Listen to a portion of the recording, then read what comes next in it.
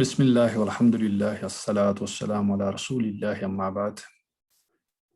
فاعوذ باللہ من الشیطان الرجیم بسم اللہ الرحمن الرحیم لقد کان لکم فی رسول اللہ اسوۃ حسنہ صدق اللہ المولانا العظیم۔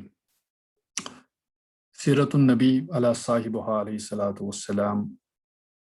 کے ان دروس میں شرکت فرمانے والے جملہ شرکاء کا میں خیر مقدم کرتا ہوں اور سلام عرض کرتا ہوں۔ جیسا کہ آپ اس بات سے باخبر ہیں کہ کچھ ہفتوں سے ہم سیرت النبی کے مختلف گوشوں پر گفتگو کر رہے ہیں۔ پہلے تو ہم نے ایک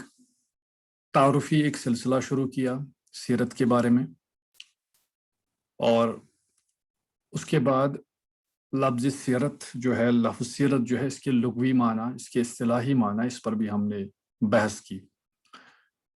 تو اسی سلسلے کو آگے بڑھاتے ہوئے آج ہم ایک اہم پہلو پر بات کرنے جا رہے ہیں۔ تو آج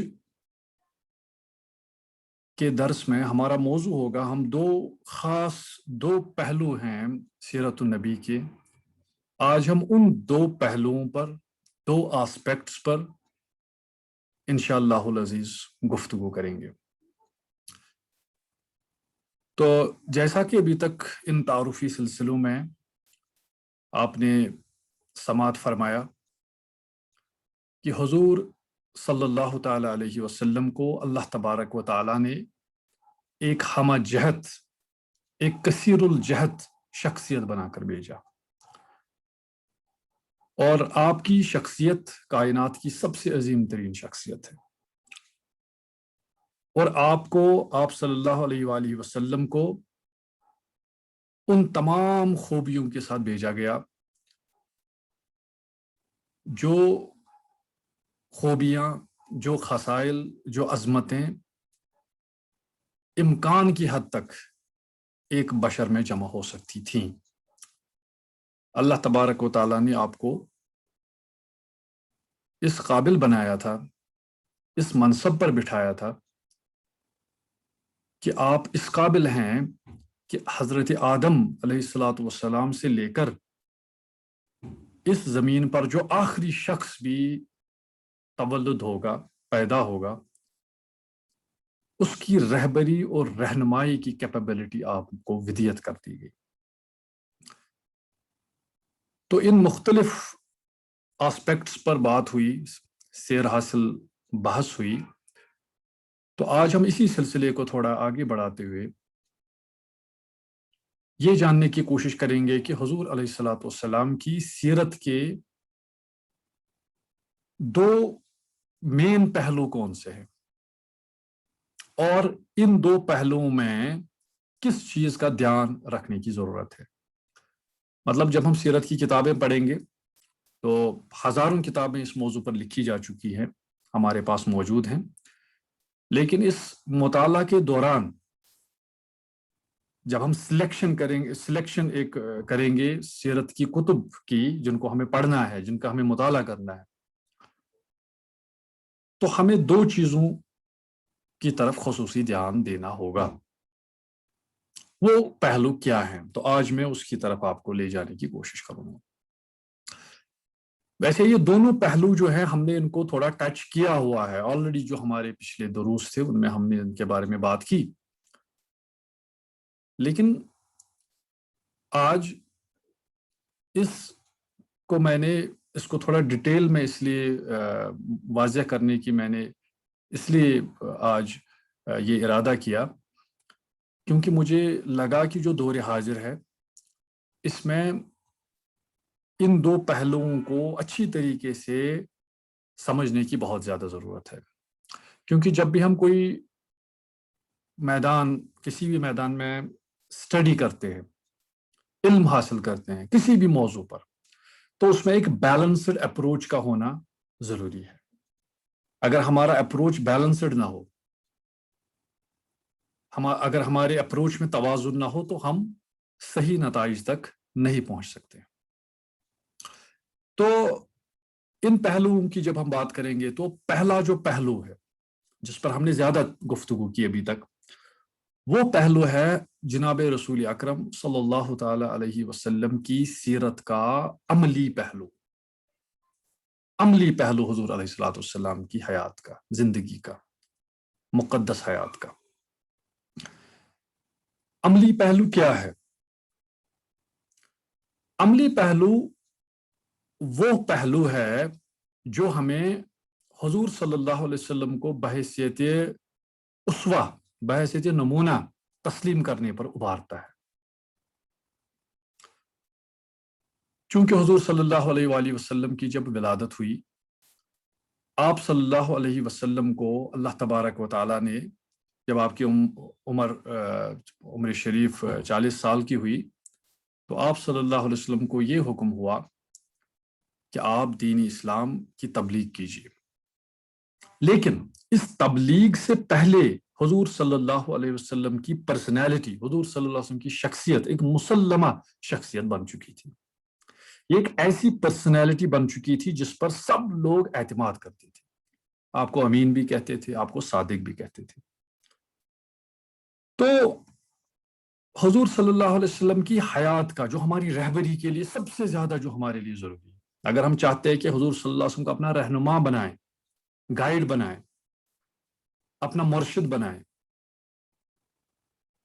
تو اس کے لیے ضروری ہے کہ ہمارے سامنے حضور صلی اللہ علیہ وسلم کا اسوہ رہے، حضور صلی اللہ علیہ وسلم کا نمونہ رہے، حضور صلی اللہ علیہ وسلم کی جملہ حیات رہے، ساری زندگی ہمارے سامنے رہے۔ جیسا کہ ہم نے پچھلے دروس میں بھی اس بات کا ذکر کیا کہ حضور صلی اللہ علیہ وسلم کو اللہ تعالیٰ نے انسان کامل کے طور پر بھیجا، اور اگر ہمیں اسوہ حسنہ کا صحیح نقشہ اپنے ذہن پر مرتسم کرنا ہو تو اس کے لیے حضور صلی اللہ علیہ وسلم کے حسن اخلاق، آپ کی حسن معاشرت، آپ کی صبر و تحمل، آپ کی صداقت، آپ کی امانت، آپ کی عدالت، آپ کی شجاعت، آپ صلی اللہ علیہ وسلم کی رحمت و معدت، ان چیزوں پر ہماری نظر ہونا بہت ہی ضروری ہے۔ مثلا اگر ہم حضور صلی اللہ علیہ وسلم کو بطور رہنما اپنے سامنے رکھتے ہیں، بطور گائیڈ اپنے سامنے رکھتے ہیں، جس طرح کہ قرآن حکیم نے ہمیں حکم فرمایا، ما آتاکم الرسول فخذوا وما نہاکم عنہ فانتہوا، یعنی رسول جو کچھ بھی جس کا تمہیں حکم دے وہ کرو، اور جس چیز سے باز رہنے کو کہیں تو اس سے باز آ جاؤ۔ تو حضور صلی اللہ علیہ وسلم کو اللہ تعالیٰ نے ایک عظیم رہنما بنا کر بھیجا تھا، عظیم مدبر بنا کر بھیجا تھا، عظیم منتظم بنا کر بھیجا تھا، عظیم عادل، عظیم قاضی بنا کر بھیجا تھا، بے نظیر خطیب بنا کر بھیجا تھا، بہترین سپہ سالار حاکم بنا کر بھیجا تھا، بہترین تاجر بنا کر بھیجا تھا، بہترین سٹیزن، بہترین شہری بنا کر بھیجا تھا، بہترین خاوند بنا کر بھیجا تھا، بہترین سربراہ خاندان بنا کر بھیجا تھا، بہترین دوست بنا کر بھیجا تھا، بہترین رفیق بنا کر بھیجا تھا۔ مطلب حضور صلی اللہ علیہ وسلم کی جو معاشرتی زندگی ہے، جو ان کی سماجی زندگی ہے، وہ ساری زندگی ہمارے لیے رہنمائے حیات ہے، رہنمائے حیات ہے، وہ ہمارے لیے نمونۂ حیات ہے۔ اس سارے پہلو کو کہتے ہیں حضور صلی اللہ علیہ وسلم کی زندگی کا عملی پہلو۔ اور جب ہم یہ عملی پہلو دیکھتے ہیں، جب ہم اس عملی پہلو کی طرف آتے ہیں، تو جیسا کہ آپ نے پچھلے دروس میں یہ سماعت فرمایا کہ بڑے بڑے حکماء، بڑے بڑے فلسفی، بڑے بڑے عالم، بڑے بڑے فاضل، بڑے بڑے محقق، بڑے بڑے تاریخ دان وہ حیران ہو کر رہ گئے، کیونکہ وہ یہ دیکھ کر حیران ہو جاتے ہیں کہ ایک شخصیت میں قدرت نے یا خالق کائنات نے اتنی خوبیوں کو کیسے جمع کیا تھا۔ تو حضور صلی اللہ علیہ وسلم کی عملی زندگی بھی ایک کرشمہ ہے، ایک معجزہ ہے، کیونکہ ایسی متضاد اور ایسی عظیم، ایسی گوناگوں، ایسی رنگ برنگی خوبیاں صرف آپ ہی کی ذات میں جمع ہو کر سامنے آئی ہیں تاریخ عالم میں۔ لیکن اس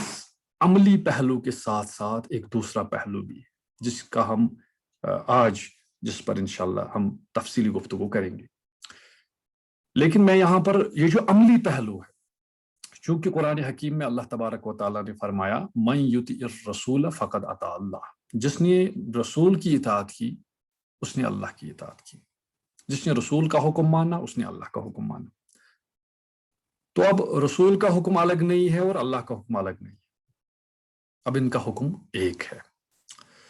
تو میں اس کو کنکلوڈ کرتا ہوں، اس عملی پہلو کو ایک مثال سے. علامہ اقبال علیہ رحمہ نے ایک کتاب ان کی ایک جمع کی گئی ہے، ان کے مقالات کو جمع کیا گیا ہے علامہ اقبال کے، اور اس کتاب کا نام ہے مقالات اقبال. اس میں سیرت پر علامہ اقبال نے ایک مقالہ لکھا ہے، تحریر فرمایا ہے. تو اس میں ایک واقعہ وہ درج کرتے ہیں، میں اس واقعہ کو بیان کروں گا تو پھر میں دوسرے پہلو کے طرف جاؤں گا. تو علامہ لکھتے ہیں کہ ایک بار حضرت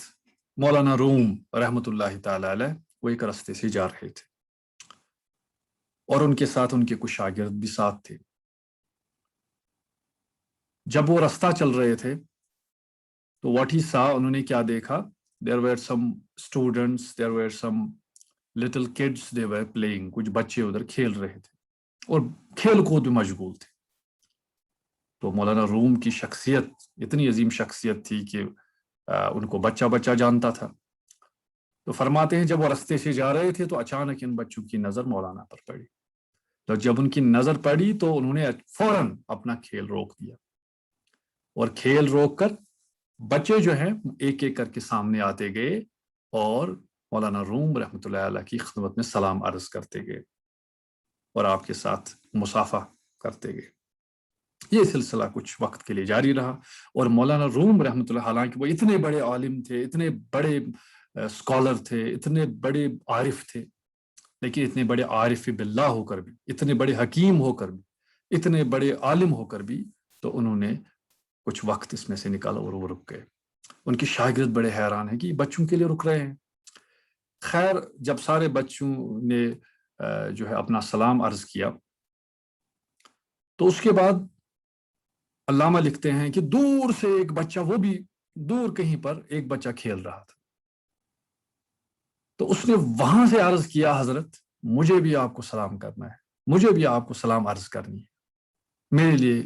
انتظار کیجیے، میں آپ کے سامنے آنا چاہتا ہوں. تو فرماتے ہیں کہ مولانا نے اپنے شاگردوں سے کہا کہ رکو، ہم اس کا انتظار کریں گے. تو فرماتے ہیں کہ پھر کچھ وقت کے بعد وہ بچہ جو ہے وہ دوڑتا ہوا آیا مولانا کے سامنے اور اس نے سلام عرض کی. تو مولانا نے اس سلام کا جواب دیا اور اسے خوب دعائیں دی اور اس کے بعد وہ بچے پھر کھیل میں مشغول ہو گئے اور مولانا نکل پڑے. لیکن جب یہ تھوڑا آگے بڑھے تو مولانا کے جو شاگرد تھے، جو ان کے اسٹوڈنٹس تھے، جو ان کے مریدین تھے، تو انہوں نے پوچھا حضرت آپ بتائیے، آپ ٹھیک ہے، ہم جا رہے تھے، بچے ادھر کھیل رہے تھے، انہوں نے سلام کیا، آپ رکے، سلام دعا ان کو دی آپ نے، ٹھیک ہے، لیکن وہ جو بچہ تھا وہ بہت دور کہیں پر کھیل رہا تھا، تو اس کے لیے آپ رک گئے. آپ کا وقت تو بڑا قیمتی ہوتا ہے، آپ نے اپنا قیمتی وقت نکال کر اس کے ساتھ جو ہے اس کے سلام کا جواب دیا اور اسے خوب دعائیں دی. تو مولانا نے جو جواب دیا وہ علامہ اقبال اپنی کتاب میں نقل کرتے ہیں. تو یہ جواب جو ہے یہ بہت ہی اہم ہے اس موضوع کے لحاظ سے جس پر ہم بات کر رہے ہیں، جو عملی پہلو ہے سیرت کا. تو فرماتے ہیں کہ مولانا روم رحمۃ اللہ نے جواب دیا، انہوں نے فرمایا اے میرے شاگردو، آپ کو پتا ہے جب یہ ان بچوں کے ساتھ میں نے ہاتھ ملایا، ان کو دعائیں دی، تو جب اس نے مجھے پکارا تو میرے ذہن میں ایک خیال آیا. میرے ذہن میں یہ خیال آیا کہ اگر میری جگہ یہاں پر حضور صلی اللہ تعالی علیہ وآلہ وسلم ہوتے تو ان کا رویہ کیا رہتا. تو فرمایا میں نے جہاں تک سیرت کا مطالعہ کیا ہے، جہاں تک میں نے حضور صلی اللہ علیہ وسلم کی شخصیت کا عرفان حاصل کیا ہے، جہاں تک میں نے ان کی شخصیت کو سمجھنے کی کوشش کی ہے، تو میرے ذہن میں یہی خیال آیا کہ اگر میری جگہ پر جناب رسول اللہ صلی اللہ علیہ وسلم ہوتے تو وہ کیا کرتے. تو خیال یہی آیا کہ اگر میرے آقا صلی اللہ علیہ وسلم اس جگہ پر ہوتے تو وہ ضرور اس بچے کے لیے ٹھہرتے اور رکتے اور اس کی سلام کا جواب دیتے اور اس کے لیے دعائیں کرتے. تو میں نے بالکل وہی کیا جو میرے نبی کے مزاج کے مطابق ہے۔ تو علامہ فرماتے ہیں اس واقعہ سے ہمیں یہ سبق ملتا ہے کہ جب تک حضور صلی اللہ علیہ وسلم کا نمونہ ہمارے سامنے نہیں ہوگا تب تک ہم آپ کے عملی پہلو سے، آپ کی سیرت کے عملی پہلو سے اکتساب فیض نہیں کر سکتے۔ یعنی مطلب یہ ہے کہ انسان کو سیرت کا اتنا زیادہ مطالعہ ہو، سیرت کے عملی پہلو کا اتنا زیادہ، اتنا گہرا مطالعہ، سیرت کے عملی پہلو کا اتنا زیادہ احاطہ ہو آپ کو کہ جب بھی آپ کی زندگی میں کوئی الجھن آئے، جب بھی آپ کی زندگی میں کوئی سٹیج آئے، تو آپ یہی سوال اپنے ذہن سے پوچھیں کہ اگر میری جگہ پر حضور صلی اللہ علیہ وسلم ہوتے تو آپ صلی اللہ علیہ وسلم کیا کرتے؟ تو جو عرفاء ہیں، جو عارفین ہیں، ان کے سامنے ہمیشہ رسول اللہ صلی اللہ علیہ وآلہ وسلم کا ماڈل رہتا تھا، نمونہ رہتا تھا، تو وہ اس سے اکتساب فیض کیا کرتے تھے۔ تو اسی طرح ہمارے سامنے سیرت کا عملی پہلو اتنا اجلا رہنا چاہیے، اتنا ظاہر رہنا چاہیے، اتنا نمایاں رہنا چاہیے کہ ہم زندگی کے ہر مرحلے پر، ہر معاملے پر حضور صلی اللہ علیہ وسلم کی شخصیت کو سامنے رکھیں اور جو بھی ہماری زندگی کے مسائل ہیں ان مسائل کا حل تلاش کریں۔ تو اگر حضور صلی اللہ علیہ وسلم کا ماڈل ہمیشہ ہمارے سامنے رہے گا، آپ کی شخصیت ہمارے سامنے رہیں گی، آپ کی تعلیمات ہمیشہ ہمارے سامنے رہیں گی، تو ناممکن سی بات ہے کہ ہم کبھی پریشانی میں پھنس جائیں۔ تو یہ رہی کچھ گزارشات حضور صلی اللہ علیہ وسلم کے عملی پہلو کے بارے میں۔ تو چونکہ آپ صلی اللہ علیہ وسلم ہمارے لیے نمونہ حیات ہیں، تو لہٰذا آپ صلی اللہ علیہ وسلم کے مبارک اور پاک اسوہ سے رہنمائی حاصل کرنا وقت کی سب سے بڑی ضرورت ہے۔ تو اس کے لیے ہمیں بالضرور سیرت کا مطالعہ کرنا چاہیے۔ اس کے بعد جو دوسرا پہلو ہے، یہ بہت ہی پیارا پہلو ہے، بہت ہی خوبصورت پہلو ہے۔ وہ پہلو ہے حضور صلی اللہ علیہ وآلہ وسلم کی سیرت کا روحانی اور جمالیاتی پہلو۔ روحانی، دیٹ از اسپرچول آسپیکٹ، اور جمالیاتی پہلو۔ جمالیاتی پہلو مینز ایستھیٹک آسپیکٹ۔ روحانی آسپیکٹ کیا ہوتا ہے اور جمالیاتی آسپیکٹ کیا ہوتا ہے؟ روحانی آسپیکٹ یہ ہوتا ہے کہ بے شک ہم حضور صلی اللہ علیہ وسلم کو ایک عظیم انسان کے طور پر دیکھیں، بلکہ کائنات کے سب سے عظیم ترین انسان کے طور پر دیکھیں اور ان کا اپنا رہبر تسلیم کریں۔ لیکن اس کے ساتھ ساتھ ہمیں اس بات پر بھی نظر رکھنی چاہیے، اس بات پر بھی ہماری نظر ہونی چاہیے کہ حضور صلی اللہ علیہ وآلہ وسلم کو اللہ تبارک و تعالیٰ نے کچھ ایسی خوبیاں دے کر بھیجا تھا، کچھ ایسی روحانی، اسپرچول، کچھ کمپیٹنس کے ساتھ بھیجا تھا جس تک رسائی عام انسان کے بس کی بات نہیں ہے، جس کو ہم سمجھ بھی نہیں سکتے۔ وہ ہے آپ صلی اللہ علیہ وسلم کا روحانی آسپیکٹ، اسپرچول آسپیکٹ۔ مثلا میں آپ کو اس کی روحانی، جو حضور صلی اللہ علیہ وسلم کی سیرت کا جو روحانی پہلو ہے، اس کی ایک دو مثالیں دیتا ہوں۔ آپ کو پتہ ہے کہ حضور صلی اللہ تعالی علیہ وسلم جب نماز ادا کیا کرتے تھے، اور کئی بار آپ صلی اللہ علیہ وسلم نے فرمایا کہ اے صحابہ، میں تم لوگوں کو اسی طرح اپنی پیٹھ پیچھے بھی دیکھتا ہوں جس طرح میں اپنے سامنے دیکھتا ہوں۔ یہ حضور صلی اللہ علیہ وسلم کی سیرت کا روحانی پہلو ہے۔ اسی طرح حضور صلی اللہ علیہ وسلم دن بھر تو صحابہ میں ہوتے تھے، لیکن رات کو عبادت کے لیے کھڑے ہو جاتے تھے اور آنکھوں سے چھم چھم آنسو گرتے تھے۔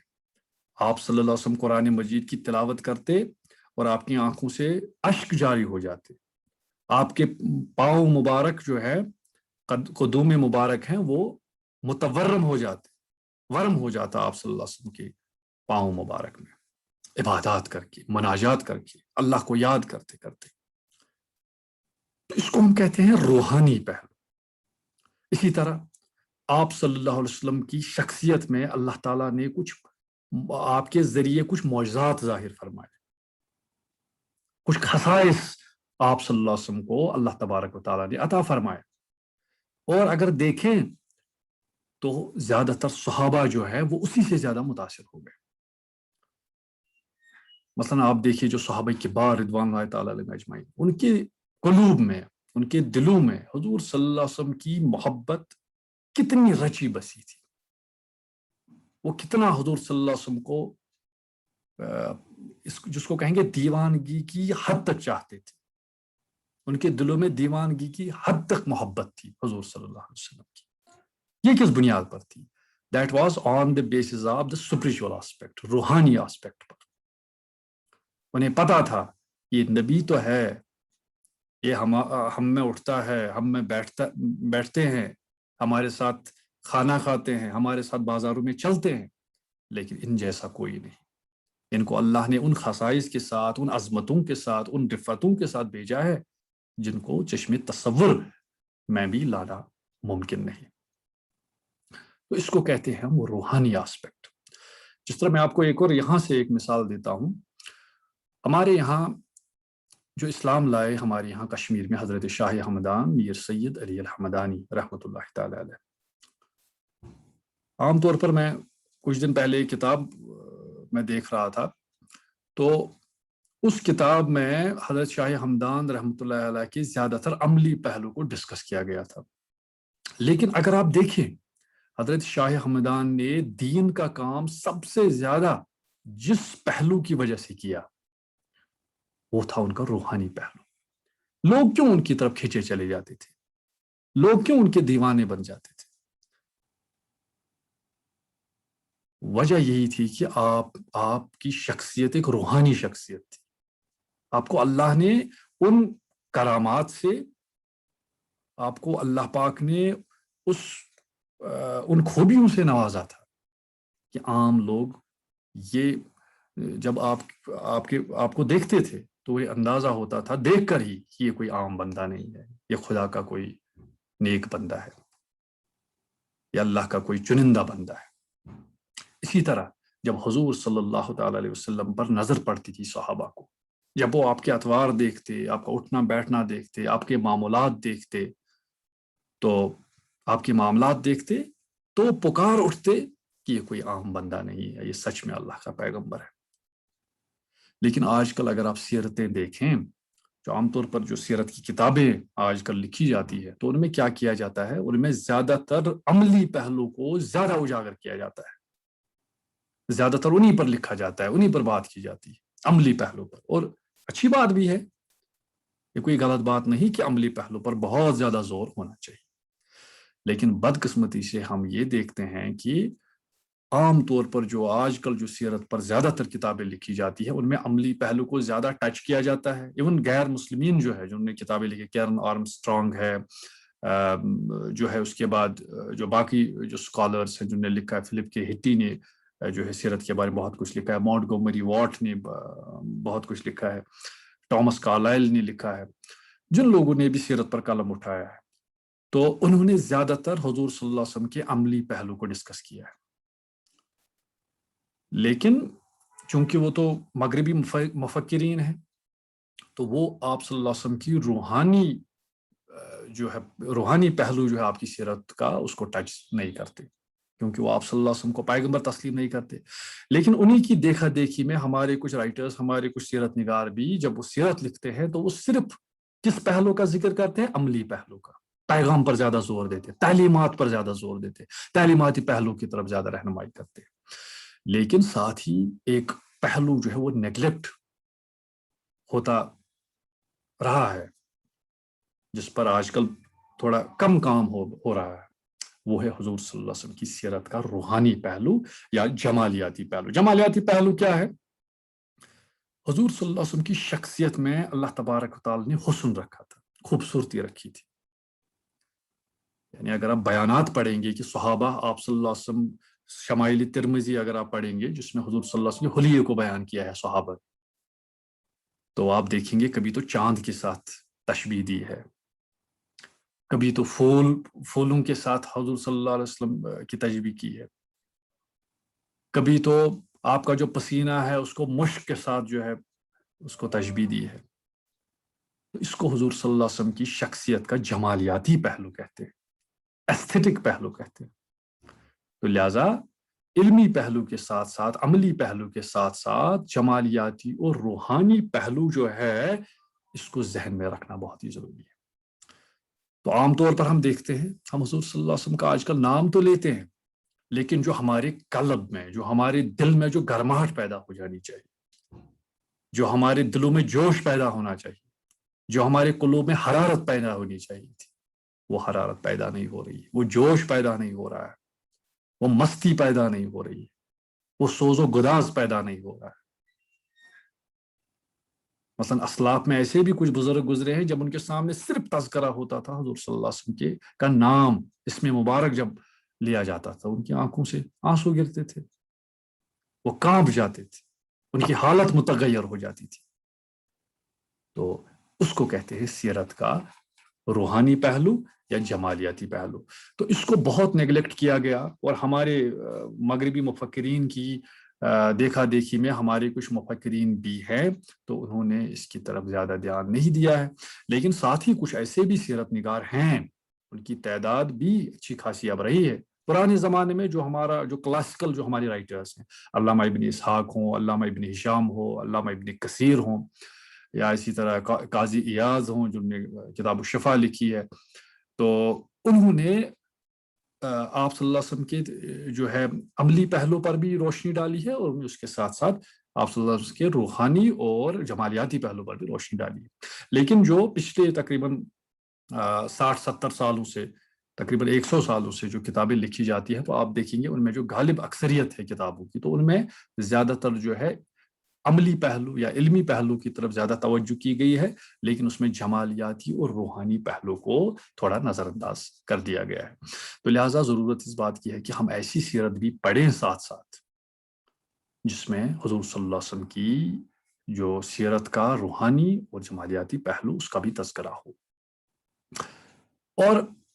میں آپ کو کچھ مثالوں کے ذریعے تھوڑا یہ سمجھانے کی کوشش کرتا ہوں کہ صحابہ کے بعد رضوان اللہ تعالی علیہم ان کا ریسپانس کیا ہوتا تھا حضور صلی اللہ علیہ وسلم کی جو جمالیاتی پہلو ہے یا جو روحانی پہلو ہے، اس سلسلے میں ان کا جو ہے نقطۂ نظر کیا ہوا کرتا تھا، ان کا طرز عمل کیا ہوا کرتا تھا۔ تو اس کے بارے میں ایک دو مثالیں آپ دیکھیے۔ جب ہم صحابہ کبار رضوان اللہ تعالی علیہم اجمعین کی طرف دیکھتے ہیں تو صحیح بخاری کی ایک روایت ہے، اب دیکھیے صحابہ کبار رضوان تعالی علیہم اجمعین، حضرت عبداللہ بن عمر رضی اللہ عنہ اس روایت کو بیان کرتے ہیں، صحیح بخاری میں ہے کہ آپ نے بارہا یہ واقعہ سنا بھی ہوگا کہ حضور صلی اللہ تعالی علیہ وسلم جب مدینہ شریف میں اپنی مسجد نبوی میں خطبہ دیا کرتے تھے تو ایک کھجور کا ایک تنا تھا، اور اسی کھجور کے تنے کے ساتھ اپنی پیٹھ لگا کر آپ صلی اللہ تعالی علیہ وسلم خطبہ ارشاد فرماتے تھے۔ اس کے بعد کیا ہوا؟ اس کے بعد آپ کے لیے ممبر شریف بنایا گیا، اور آپ صلی اللہ علیہ وسلم نے اب ممبر سے خطبہ دینا شروع کیا۔ لیکن جب آپ صلی اللہ علیہ وسلم نے خطبہ دینا شروع کیا تو صحابہ کبار بیان کرتے ہیں کہ فوراً ایسا ہوا اس کھجور کے تنے سے آواز آنے لگی، اس طرح جس طرح کوئی چھوٹا بچہ جو ماں سے بچھڑا ہوا ہو، جس طرح وہ بچہ بلک بلک کر روتا ہے، تو اسی طرح کھجور کے تنے نے بچوں کی طرح رونا شروع کر دیا، اور حضور صلی اللہ تعالی علیہ وسلم ممبر سے اتر کر اس کے قریب کھڑے ہو گئے اور اسے بغل میں لیا اور اس کو بچوں کی طرح سہلایا، اور اس کے بعد یہ خاموش ہو گیا۔ تو آپ دیکھیے یہ سارا واقعہ کن کے ساتھ ہو رہا ہے؟ حضور صلی اللہ علیہ وسلم کے ساتھ، اور یہ سارا واقعہ مسجد نبوی میں ہو رہا ہے، اور سارے صحابہ کے بعد رضوان اللہ تعالی علیہم اجمعین اس واقعہ کو دیکھ رہے ہیں۔ اس کو کہتے ہیں جمالیاتی اور روحانی پہلو۔ لیکن عام طور پر آپ دیکھیے سیرت کی کتابوں میں کچھ ہی کتابیں ایسی ہوگی جس میں اس قسم کے واقعات کا تذکرہ ہوگا، حالانکہ یہ روایت جو ہے یہ صحیح بخاری کی روایت ہے۔ اچھا، اسی طرح ایک اور واقعہ میں آپ کی خدمت میں بیان کرتا ہوں، صحابہ کا طرز عمل کیا تھا۔ یہ بارہا آپ نے سنا ہوگا کہ صلح حدیبیہ کے موقع پر جب عروہ بن مسعود ثقفی جب وہ مکہ سے آیا کفار کی طرف سے، یہ دیکھنے کے لیے کہ حضور صلی اللہ علیہ وسلم کی کنڈیشن کیا ہے، آپ لڑنے کے لیے آئے ہیں یا ہمارے ساتھ صلح کرنے کے لیے آئے ہیں۔ اور یہ دیکھنے کے لیے کہ ان صحابہ کا جوش و جذبہ کیا ہے، اس کو تھوڑا ٹیسٹ کرنے کے لیے. جب عروہ بن مسعود آیا تو اس نے دیکھا صحابہ کبار رضوان اللہ تعالی اجمعین کو، تو وہ پھر بیان کرتا ہے عروہ بن مسعود ثقفی. تو وہ کیا دیکھتا ہے، جب حضور صلی اللہ علیہ وسلم وضو کرنے کے لیے پانی لیتے ہیں، جب وضو کرتے ہیں تو صحابہ کبار اس پانی کے قطروں کو بھی اپنے چہروں پر مل لیتے ہیں، اس پانی کو بھی نیچے گرنے نہیں دیتے. اور اگر کوئی اور صحابوں میں، صحابہ کبار رضوان اللہ تعالی اجمعین میں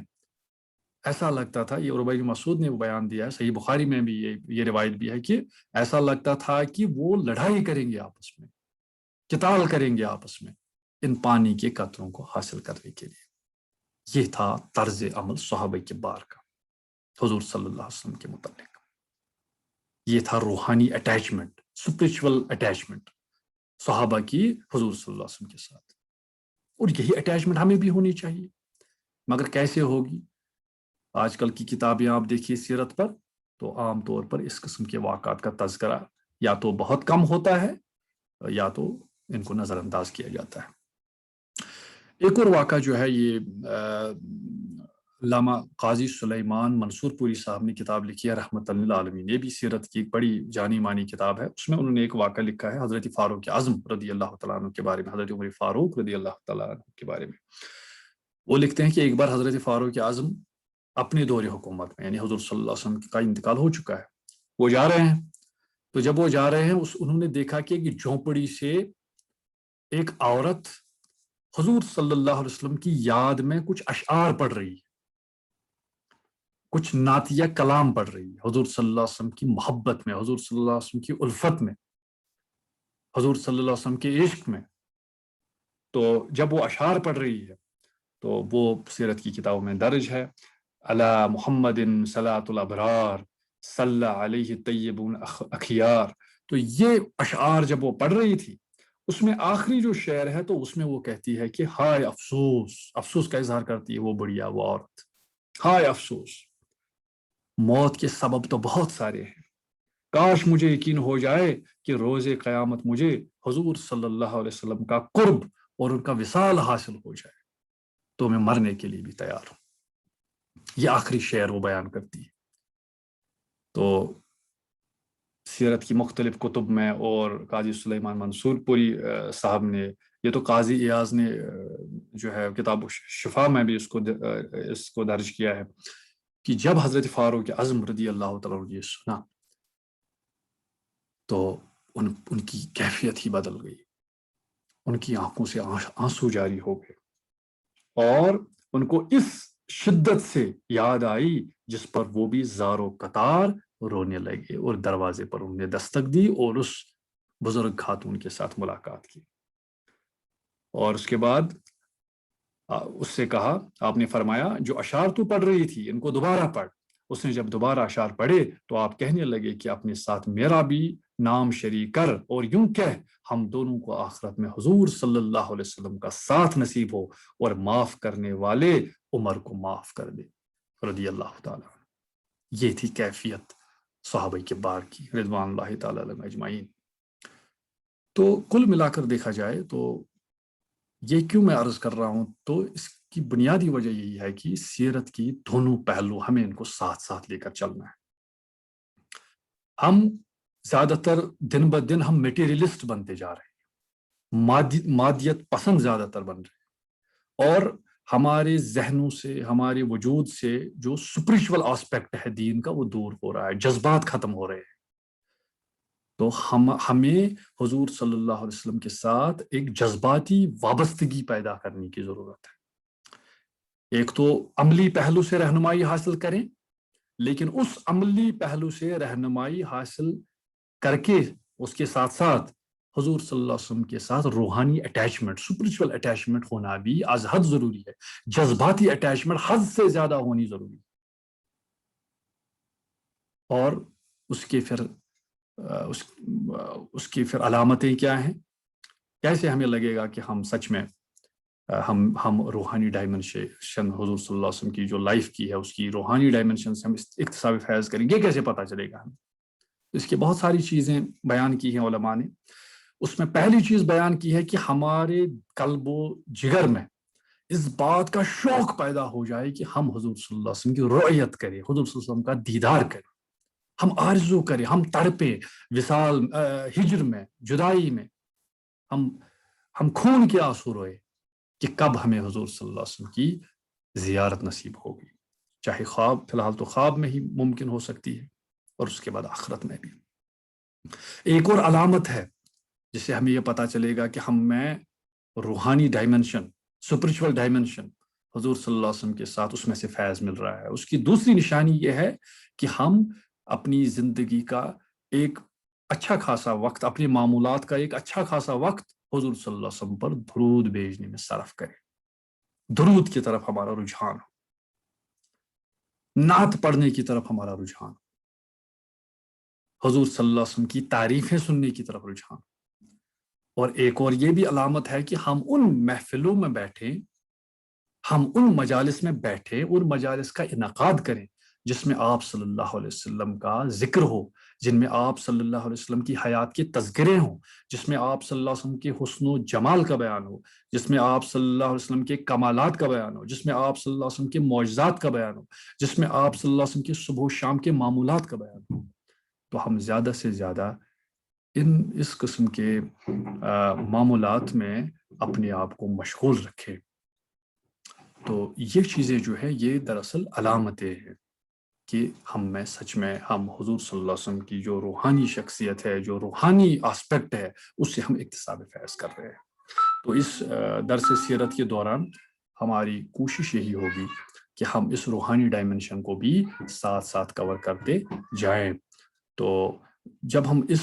ڈائمنشن کی طرف بڑھیں گے تو امید قوی ہے کہ ہم اپنے مقصد میں کامیاب ہو جائیں گے. تو آج ہمارا وقت بھی اسی کے ساتھ نکل گیا، تو اسی کے ساتھ میں اس مجلس کو ختم کرتا ہوں. اس کے بعد آپ کے کچھ سوالات اگر ہوں تو آپ چیٹ باکس میں ان کو لکھ سکتے ہیں. تو سبحان ربک رب العزت عما یصفون وسلام علی المرسلین والحمد للہ رب العالمین. ابھی